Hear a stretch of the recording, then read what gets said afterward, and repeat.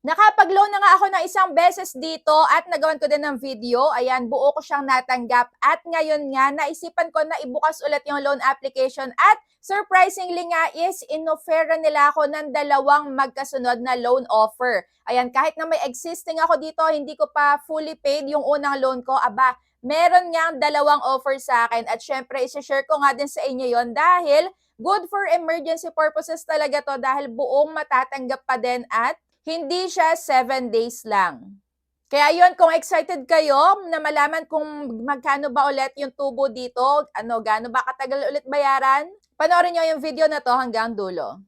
So bago nga pala yun, share ko muna sa inyo itong napaka-cute ko na Asahi wooden style na stand fan. So ito yung lagi ko sa inyong fine-flex and tingnan nyo naman, napaka-aesthetic tingnan, napaka-minimalist and bagay na bagay dito sa ating, ayan, blinds. Ayan, pareha sila, turno sila at super bigat na to guys. So kung ang bahay nyo ay team white and team brown, ayan, kahoy. So ayan yung style niya, sobrang bigat niyan. So may warranty to. And sa mall, napakamahal na to. So, dito, sa may link na makikita nyo dyan sa baba, ay sobrang mura lang. And syempre, pinartneran ko nga din itong ginagamit ko na dalawang unan. O, diba? Super aesthetic tingnan. Sobrang mura lang din ng mga unan na to. Pwedeng pang regalo or pwede ding pang gamit-gamit nyo. O, diba? Super cute. So, going back na nga itong loan application na to ay walang iba kundi ang Mega Peso na nagawan ko na nga din last time at na-offeran ako ng 1,000 pesos at ngayon grabe naging 4,000 pesos na yung offer sa akin. And tama nga yung narinig nyo kanina dahil dalawang magkasunod na loan offer. Yung 4,000 pesos na to is dalawang offer siya. 2,000 and yung isa pa is another 2,000. Syempre, ayan, ipapakita ko nga sa inyo kung ano ba i-expect nyo once na i-offer din sa inyo to at kung nagbabala kayo na i-accept ang loan offer nila. So, syempre, winidraw ko to. And tatlong contact references nga pala yung hinihingi nila dito. Ayan, kagaya ng nasabi ko doon sa unang vlog ko. About dito sa may Mega Peso, meron na din akong vlog kung paano siya bayaran. So ito nga pangatlong video natin is multiple loans siya talaga, bonggang-bongga. Pero, syempre meron din tayo ditong negative feedback at lahat naman ng loan application is merong positive at meron ding negative. Nakalimutan ko nga pala kung bago pa lang kayo dito sa my YouTube channel ko, huwag niyo kalimutan mag-subscribe and pindutin niyo na din yung notification bell para lagi kang maging updated sa mga next uploads ko. At magkaroon ka nga ng chance na mapasama sa aking community spotlight kung lagi kang active dito sa mga ina-upload ko na mag-like, share, comment, and subscribe nga. Makatanggap ka ng 100 pesos. Ayan, every week yan. Ayan, unahin na nga natin yung unang negative feedback. So, dito ako, hindi naman ako na late ng pagbabayad. Kaya wala ako natanggap na any harassment, pananakot. Pero legit, yung madaming tatawag bago pa lang yung due date mo. Ayan, 3 days, 2 days before. Kung ayaw mong matadtad ng super daming missed calls, ayan, ng text is, I suggest bayaran mo on or before talaga. Ayan, before your due date, bayaran mo na. Pero dahil tayo nga ay may kontrata, pwede pa din naman natin talagang bayaran sa kung ano inagrihan natin na due date talaga. Pero hindi nga talaga may iwasan na meron at meron ko-contact sa inyo bago pa lang yung due date nyo. At eto na nga yun, one day nangaharas na yan. Ayan, sabi ni Lynn Per. Ayan, last 4 months ago. So sabi nga niya, one day nangaharas na yan. Ayan, gusto is advance mo na ang payment para sa incentives ng agent. So siguro nga, at eto pa, paano mo nasabing hindi nangaharas? Eh wala pa nga due date, nangaharas na. Ayan, hindi ko nga talaga siya na-experience na naharas ako, kaya ako nasabi. Pero, syempre, meron at meron pa din talagang nangyayaring ganyan. Ayan, lagi ko naman sa inyo sinasabi na lahat may negative feedback, lahat may negative sides yung mga loan application. So, eto na nga yung ating makikita. So, kung makikita nyo dyan is, congratulations, loan amount ay 4,000 pesos. Yan agad yung bumungad sa aking homepage nung pagka-open ko. And ang loan period is 90 days. Yan naman yung isang positive sa akin na good feedback dahil hindi siya talaga 7 days lang at magkakaroon ka pa ng chance talaga na makapag-ipon bago yung next na pagbabayad mo. So ito yung sinasabi ko sa inyo na dalawang magkahiwala. Yung una ay 2,000 at yung pangalawa dito sa baba ay 2,000 ulit. Yun nga lang, dahil sabay itong in-offer sa akin, syempre pagka in-accept ko to is the same din yung kanilang due date. Kaya ito yung makikita nyo. So sa may taas, hindi na ako pwedeng mag-loan ng 1,000, 2,000, 3,000. Basta naka-fix na siya 4,000 kung makikita nyo dyan. Kaya ayun, in-accept ko na nga. At ito nga pala is under Saymarge Financing Incorporated, and yes, legit naman siya na SEC registered, pero hindi lahat na SEC registered is wala ka nang matatanggap na kahit na anong pananakot. Kaya disclaimer, hindi porket naka-SEC registered sila, meron silang karapatan na magpautang online is wala na kayong matatanggap na kahit na anong pananakot. Meron at meron pa din. So dito sa may kanilang loan agreement, ayan, binasa-basa ko din, and okay naman, nandito naman lahat nung kailangan nating makita.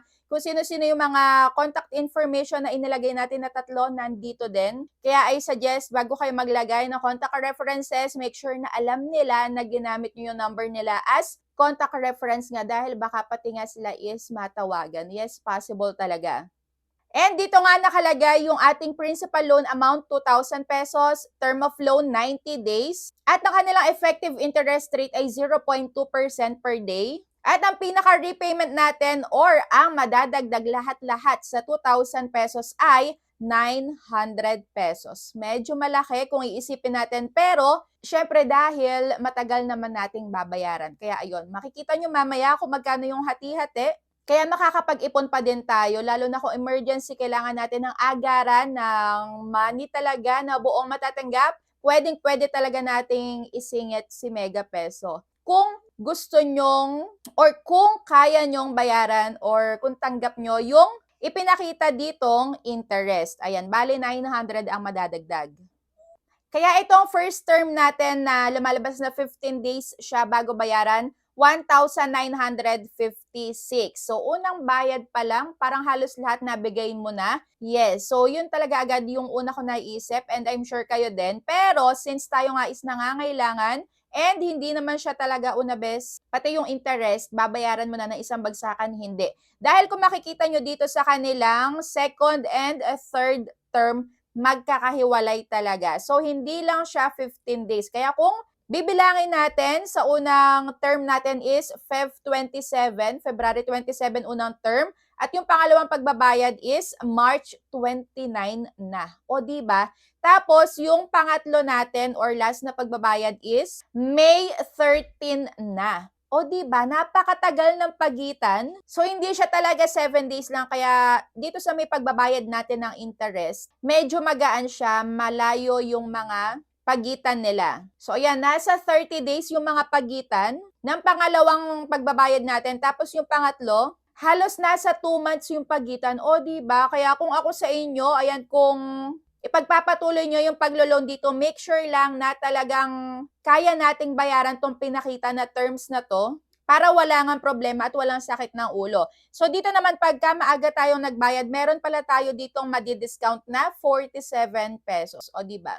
Kaya kayo, nasa sa inyo pa din talaga kung ipagpapatuloy nyo yung paglo-loan dito or hindi. Pero kaya ko sa inyo is-sinuggest itong si Mega Peso. Kung hindi kayo na-aprobahan dun sa may mga super legit and kailangan nyo talaga ng agaran na pera talaga agad na mawi-withdraw, is pwedeng-pwede nyo nga i-consider yung Mega Peso. Pero take note lang ha, sa mga matatanggap natin na mga text, calls, meron talagang as in pananakot. Gusto nila agaran yung pagbabayad.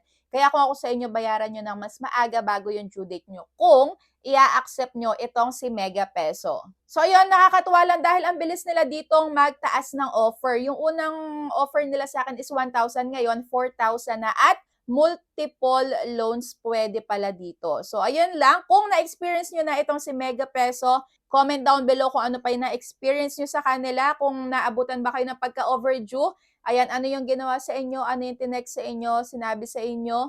Comment down below para maging aware nga din yung mga magta-try pa lang at yung mga existing user na din, para mas aware din sila kung ano yung mangyayari pa na hindi pa nila na-experience. Kaya ayun, always be a responsible borrower. Kung kaya nating bayaran sa due date na ipinakita sa atin, yes, why not? I-go natin. Pero kung hindi, better wag na lang nating i-accept. Dahil ayan, lagi ko sa inyo sinasabi, ang utang ay isang civil obligation na kailangan nating bayaran at responsibilidad natin yan once na i-accept natin ang loan. Pero yung mga pananakot nila at hindi makataong paniningil ay labag sa batas at sila na yung mananagot dyan. So ayan lang, thank you for watching, and ayan, para sa akin, for emergency, okay to 80%. Ayan, recommended out of 100. So ayan lang, thank you for watching and see you on my next vlog. Bye!